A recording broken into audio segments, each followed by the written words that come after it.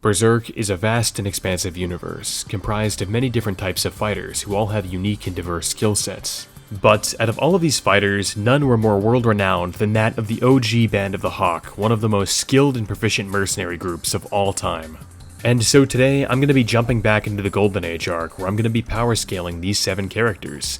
Who's the weakest, who's the strongest, and who ends up in the middle. Overall, the results that I did come up with, admittedly they were kind of surprising, so again, you have to keep in mind interpretation plays heavily into this, and this video is opinionated. Pretty sad that I even have to say that, but yes, this video consists of my opinion from my analysis of the Golden Age arc. If you think I'm a dumbass, put it in the comment section below. Also guys, I'm not going to put Gaston on this list because he scales to like immortal beings and deities, so it wouldn't even be fair to the other characters. Hey, it's me, Goku! But if you guys end up liking this video analyzing the OG Band of the Hawk, I would be more than happy to analyze the Band of the Hawk 2.0, consisting of Griffith's apostles. With this said, if you like the video, it really would be appreciated if you could drop me a like. And of course guys, if you wouldn't mind subscribing to my channel as well, it would be so much appreciated, as 95% of my audience isn't subscribed currently, and it would be a really nice Christmas gift for me to help grow the channel. But I hope you guys have a Merry Christmas, a Happy Holidays, and most importantly, I hope you enjoy the video. But without any further delay, let's rank the Band of the Hawk, weakest to strongest. In 7th place, we have Rickert. Okay, so first off, before all of you Rickert fanboys start crying in the comments section, let me just say that I'm going off of his appearance in the Golden Age arc. So obviously this is before the birth of Godslap Rickert, the absolute Chad, and you know what, I'll give Rickert some credit, he's definitely grown up a ton since his appearance in the Golden Age arc. I mean, right now he's got a good position in the Kushan army, he's a really good engineer, he's a great blacksmith, and all the prostitutes want his dick. So yeah, the guy has grown up quite a lot since his appearance in the Golden Age arc. But the fact still stands that while in the Golden Age arc, Rickert was definitely the weakest member of the Band of the Hawk. And that's of no fault of his own, because Rickert was only a little kid when the 100-Year War was unfolding. But despite his young age, Rickert definitely showed that he was a force to be reckoned with on the battlefield. In particular, he had expert archery skills. Additionally, when I reread these earlier chapters, I was really surprised to see just how much Rickert knew about the Berserk universe as a whole. He was even aware of Zod's backstory when other characters like Pippen weren't. Unfortunately, as far as physical strength goes, Rickert doesn't really have much to offer in this category, and there were many instances where characters like Pippen would actually have to step in and save Rickert's life on the battlefield. Additionally, Rickert was bullied and kinda dicked around by characters like Corcus, who is really a pissant in the grand scheme of Berserk, so that definitely doesn't do him any favors. I'm pretty sure he's gonna be a great addition to our army. Never! So unfortunately for Rickert, while he is an adept and capable fighter in his own right, his young age, his lack of physical strength, and his naivety really do leave him towards the bottom of the list here. But once again, to give Rickert some credit, if we were discussing him at his current point in the story, then he would easily be moving up a few spots within this list. In 6th place, we have Corcus. So Corcus is an interesting character. He's full of a lot of bluster and bravado, and yet he has really little to back it up with. His bark is a whole lot worse than his bite. And it's for this reason that Corcus is one of my favorite characters in all of Berserk, and I think he's so underrated. But despite this, I'm not going to pull any punches here when analyzing him, and the truth is that Corcus on his own, he's kind of a weakling, and he knows this. So Corcus combats his own weakness by using a tag team strategy, in other words, pretty much having everybody else do the work for him. And this is highlighted frequently throughout the Golden Age arc. It can be seen with Corcus' first encounter with Guts. In this first encounter, Corcus sends out multiple men to try to kill Guts, but when it's Corcus' turn to fight, he pusses out completely. And after this fight's over, Corcus gathers a group of 7 men where he once again tries to kill Guts, but does none of the dirty work himself. This gets to be so bad that Miura even makes a joke addressing this towards the tail end of the Golden Age arc. Corcus is once again telling the raiders to go slay all of the enemies for him, and we have a little comment saying, "This just don't get old." Corcus, my boy, you might have the physique of Hulk Hogan, however, the majority of the time, Miura depicts you as a baby back bitch. So, why is Corcus stronger than Rickert? Well, it's easy enough. Corcus is a grown-ass man, and Rickert is only a little kid. Additionally, there is a fair amount of evidence throughout the Golden Age arc of Corcus just kinda shitting on Rickert. He dicks him around, steals his food, and honestly clowns on him. And you know what? I'll give Corcus some credit. He did survive up until the eclipse, so he must have been a somewhat competent fighter on his own. Also, something that I think is worthy of noting is that Corcus did have his own little band of thieves at one point, so he definitely had some leadership experience. And this, in my opinion, definitely explains why Corcus held his position as a commander in the Band of the Hawk. After all, the guy was very comfortable in dealing out orders to other people. Overall, while Corcus isn't much on his own, he does have some leadership experience, which helps to secure his spot as the 6th strongest on this list. In 5th place, we have Judo. Now this does seem like a low spot for Judo on the list, but let me assure you that the power gap between him and Corcus is about the size of the Grand Canyon. That is to say that Judo is far more powerful than Corcus, and that's because, well, in his own words, he's a jack of all trades. Judo has an assortment of talents. He's quick on his feet, he's competent with a sword, and one of his best attributes is his pinpoint precision accuracy. And Judo made frequent use of this skill throughout the Golden Age arc. By simply incorporating long-distance projectiles into his arsenal, it gave him an advantage in the majority of fights he was in. And by using throwing knives, it really does help Judo make up for his small stature. Judo doesn't even have to get close to you in order to kill you. But the best thing by far that Judo has going for him is his intellect. Judo is insanely perceptive, and he's always making astute observations about both the people and the events that are unfolding around him. Seriously, if you reread the Golden Age arc, you will be shocked at just how smart this guy is. I'll list a few examples to prove my point. First off, Judo is intimately familiar with various types of weapons. In one instance, he was even able to identify Salat's weapon, the Chakram, and warn Guts about it. On top of his knowledge of weapons, Judo also has a grasp on different types of medicine, and he demonstrated this by giving Guts the elf dust. This goes to show that in a tight spot, if Judo really needed to heal himself in a combat situation, he would definitely be able to do so. And as if all of that wasn't enough, Judo also possesses a wealth of information about the Berserk universe and the history surrounding it. Not only did Judo know about Nosferatu Zod, but he also had knowledge regarding the legend of the Skull Knight. And all of Judo's knowledge translates well onto the battlefield. In one instance, when the Band of the Hawk was fighting the Bakiraka, Judo devised a plan to create sparks to illuminate the enemy's positions. So if you couldn't tell by now, Judo is really smart, he makes keen observations, he's self-aware, and not only that, he can handle himself in a combat situation.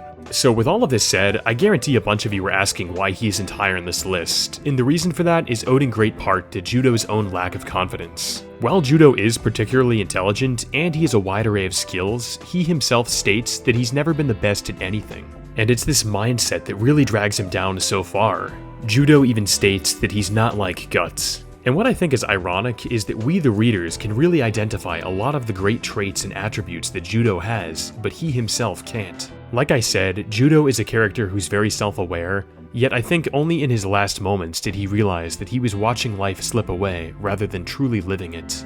Judo's uncertainty in his own abilities really did hold him back in life, and I think he could have benefited from a lot of confidence. If he had, who knows, maybe he could have gotten with Costa, and I'm sure that he could have risen to the stature of somebody like Griffith. But, in Judo's own words, for now, we can leave it at that, I guess. Coming in at 4th place, we have Costa. Long before Guts joined the Band of the Hawk, Costa was Griffith's second in command. At the age of 12, Costa was bought by a nobleman, who proceeded to try and assault her. However, this attempted assault would be unsuccessful, largely due to the intervention of Griffith, who would throw Costa a sword in self-defense. Costa successfully managed to kill off her attacker, and from this young age, she joined the Band of the Hawk, where she revered Griffith as her savior. And it's this deep admiration that Costa had for Griffith that allowed her to grow so strong. Costa wanted to be Griffith's sword, she wanted him to acknowledge her, and as a result, she became a person who Griffith could depend upon. Costa joined the Band of the Hawk in its near infancy, and due to this, she was able to play a pivotal role throughout numerous battles. An example of this comes from the Battle of Doldry, where Costa played a crucial position in securing the castle walls from the inside and retaking the fort. Oh, and I think I should mention that she was able to do all of this while she was being fucking poisoned, okay? So that's a flex on top of everything else. Additionally, Costa has demonstrated her athleticism and shown that she's quite proficient in hand-to-hand combat. This scene, in my eyes, is peak Costa. She's able to catapult herself upward using only her sword, do a flip over a Don, land, pivot, and cut his head open in a few seconds' time. Scenes like that really do demonstrate why Costa was one of the strongest out of the Band of the Hawk, and somebody that Griffith could really rely upon. Also, plenty of you guys reminded me in my Fighting Every Berserk Character video of just how strong Costa is. You guys really do a good job of keeping me humble over here, shameless plug, but check out that video. But getting back to Costa, even when she's unarmed, she's shown that she's more than capable of handling her own. She's laid the 100-man Slayer on his ass more times than I can count. And as far as her swordsmanship ability is concerned, she claims that she's better than both Judo and Pippen, and personally, I believe her. But in my opinion, Casca's best attribute is her leadership abilities. She's able to remain calm and collected even in the worst of situations. The members of the Band of the Hawk clearly value and respect her as a unit commander, and they affectionately refer to her as Big Sister Casca. And during the time that Griffith was being imprisoned, Casca took over as the leader of the Band of the Hawk and held the group together for over a year. The group endured numerous raids, and they dealt with the worst of conditions, but they survived because of Casca's leadership. Additionally, she was in charge of the rescue mission to save Griffith, so she has the markings of a true leader. Now, I know the comment section is going to tell me to shut up for saying this, but I do have to acknowledge the fact that Casca does have some small weaknesses. So Casca has stated before that she's not always in top form because women have their own set of circumstances, alright? Those are her words, not mine. Don't sue me here for that. And if you guys remember, it was these very circumstances that led to Casca losing the first fight she had with the Dawn. If you guys need more evidence, then Casca even states that she has no strength during this time. And this isn't the only fight that Casca has lost. She also loses a fight against Salat in the later end of the Golden Age arc. And hey, I mean, you guys could definitely argue that Casca was sleep deprived during this time and she was not in peak condition, but honestly, I think either way, Salat probably would have won this fight. But overall, Casca's confidence, her leadership, her swordsmanship abilities, and her natural agility make her one of the strongest members of the Band of the Hawk, and one that I find to be especially formidable.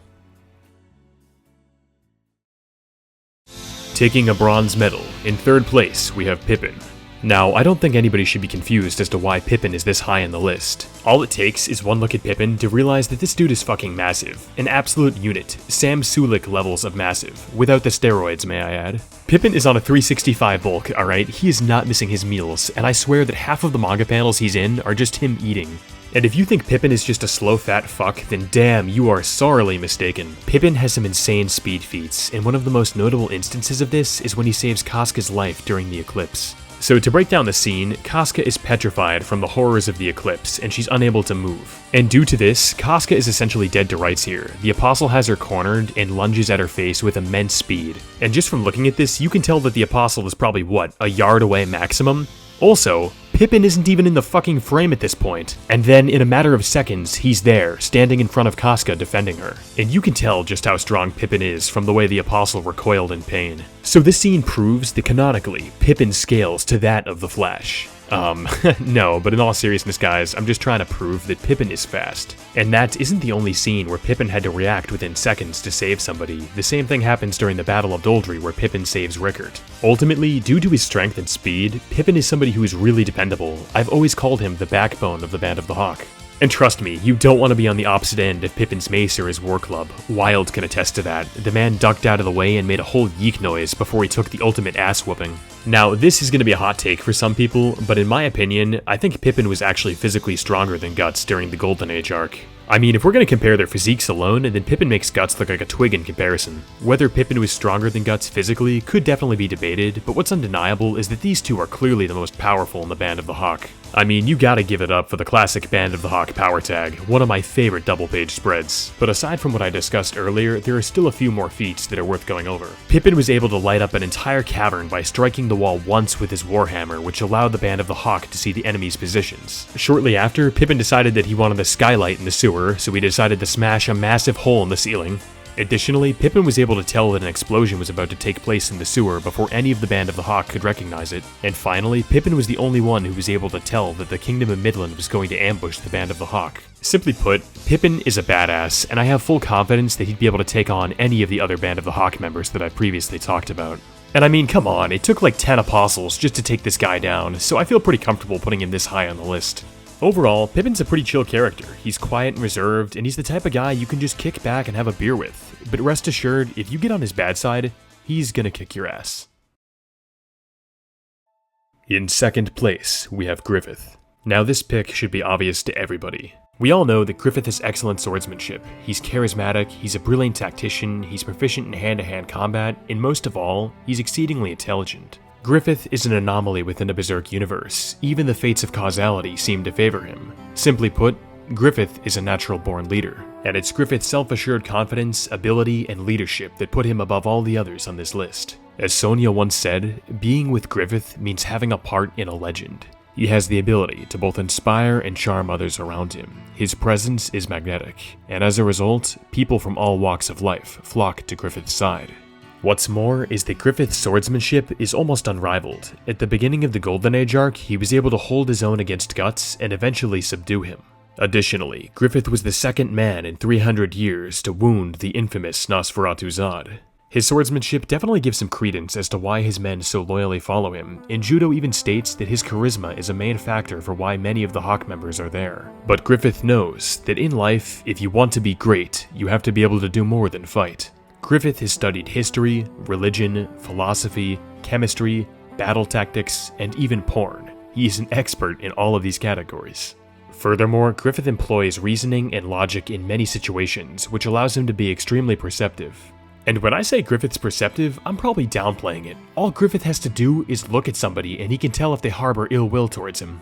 Griffith's deductive reasoning is so strong that he was able to look at Minister Foss once and make the guy shit his pants. And this sole interaction led to Griffith being able to identify all of the conspirators working against him, and from this, he was able to burn the Queen of Midland. Now, I've been talking about Griffith as if he's a god, and, well, in this arc he's not. Give that a few more chapters. Yeah, but my point being is that Griffith does have some weaknesses, even if they are small.